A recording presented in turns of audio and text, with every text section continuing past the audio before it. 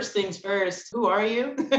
And just tell us a little bit about yourselves. Yeah. Hi, I'm Jen. I'm Joe. We are full-time real estate investors. We specialize in creative financing, but we actually do it all. We live in upstate New York, small town, small city, but farmish community. Yeah. But there is city, obviously, there's population. Why on earth did y'all start investing in real estate?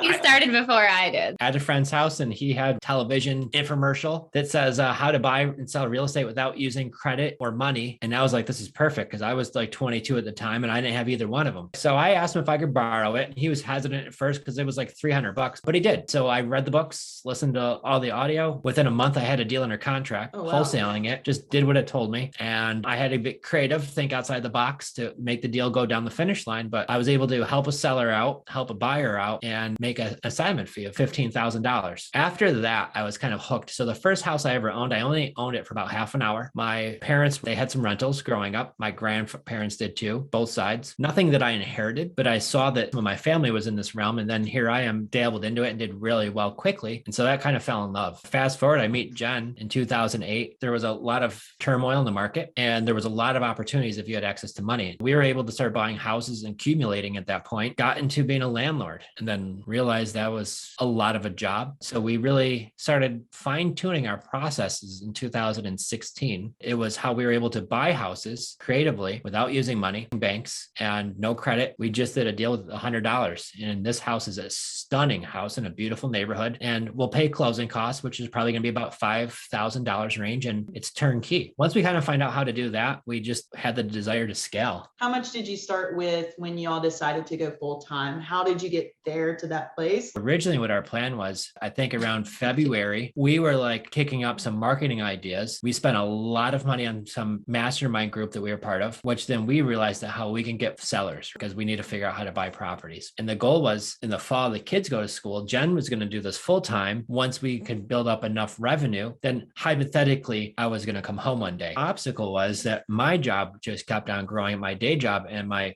income just climbed. It made it harder for me to walk away. And when the pandemic hit, I talked to the owner. I said, well, I love you guys, but this isn't something I feel comfortable coming to work. So my last day of work was March 12th. Yeah. It was like a week later and everybody was home and we were looking at each other and we're kind of like, are you going to try? Like, what are we going to do? To me, I always say it was a do or die. We're going to make this happen. This is our dream. This is a blessing in a horrible situation that so many are faced with right now with the pandemic, but we can do this. And we did, and we are. We've zoned in our business plan that you can scale from zero to hero. We did have savings, some investments, some property. We had a beautiful piece of property, 20 acres that we were going to build a house on. We bought land for $60,000 and we sold it for $133,000.